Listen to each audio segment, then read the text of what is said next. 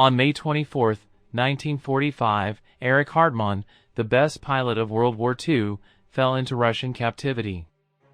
The Allied forces handed Hartmann over to the Russians, fulfilling the promise of the Yalta Accords regarding German prisoners of war. Here the fame of the famous pilot would be a double-edged sword. The Soviets, furious at his refusal to be a collaborator, decided to accuse him of many war crimes and sentence him to 25 years in prison, but fortunately for him he only completed 10 years. Hartmann went through various horrible experiences, constantly harassed by the torture agents of the NKVD, subjected to severe forced labor that would destroy his health. In fact, to anticipate, here we have a photo of Hartmann possibly from the end of 1944 and another already in captivity. On May 8, 1945, the day Hartmann achieved his 352nd kill, the conflict in Europe ended. General Seidman ordered Erich and his companions to fly west and surrender to the Americans, as the Soviets were possibly going to execute them. Carrying out this order, Hartmann surrendered to the United States 90th Infantry Division. The famous aviator would spend 2 weeks in a prison camp until he was sent to the Red Army on May 24. He would then be sent to a prison in the Carpathians, then transferred to the Russian Gulag of Kirov. That first winter of 1945, of the almost 2,000 German prisoners who arrived, only 200 remained in the spring of 1946.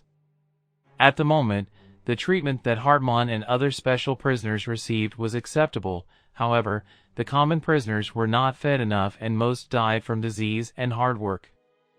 The Soviets did everything to win Hartmann's loyalty, giving him a job in the camp kitchen, promising him freedom in exchange for his loyalty to Stalin, a position in the East German Air Force, or even threatening to deport to Siberia his wife and little son.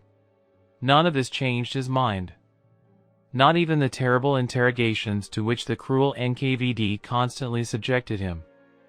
Erich Hartmann says that the only thing that kept him sane and firm was the hope of seeing his family again and the few letters he received from his wife. In total, in his 10 years of captivity, he received 50 letters, of the 400 that his wife he wrote to him. The threats from the Soviets for Hartmann to collaborate with them were increasingly common. They asked him for information about the Mi-262 jet plane. The commanding officer of the Gulag ordered him to hand over the diamonds from his Knight's Cross. Hartmann told him not to everything. Tired of his aptitude, they sent him to an isolation cell for 9 months. Here Erich Hartmann began a hunger strike due to the cruel treatment that his companions, the ordinary prisoners, also received. This affected his health, so they force-fed him, sticking a tube into Hartmann's mouth and pouring a high-calorie mixture. Convinced that the Flying Ace was not going to collaborate, the NKVD tortured him to obtain a confession of a war crime. In the absence of answers, the Soviet authorities filed false charges. In 1949, Erich Hartmann was named a war criminal and had a trial. He was sentenced to 25 years in prison.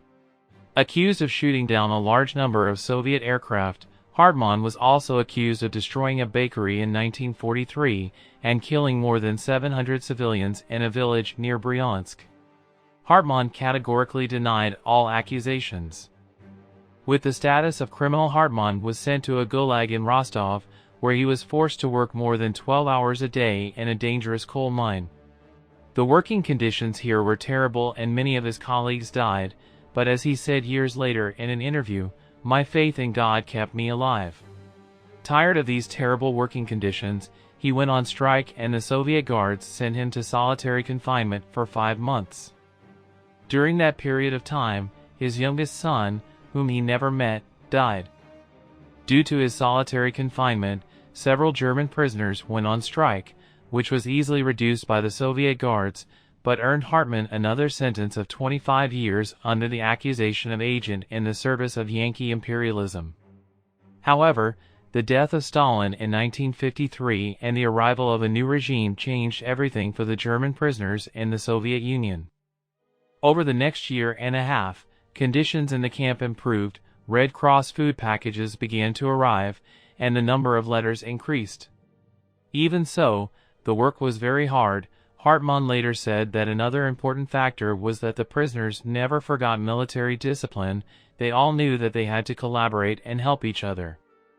On September 8, 1955, German Chancellor Konrad Adenauer visited Moscow, where he spoke to convince the Soviet authorities to release the last German prisoners in the Gulag. The negotiations were not easy, but Konrad achieved his goal. Thousands of prisoners returned to Germany almost a decade after the war ended. One of them was Luftwaffe Major Erich Hartmann.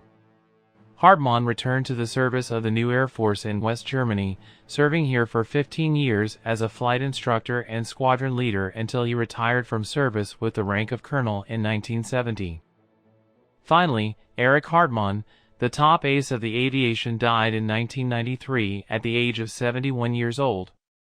This great pilot gave many interviews during his post-war life, and he also has numerous books telling about his life and exploits in World War II. Thanks for watching the video. If you are interested in World War II content, don't forget to subscribe to the channel. I upload new videos every week.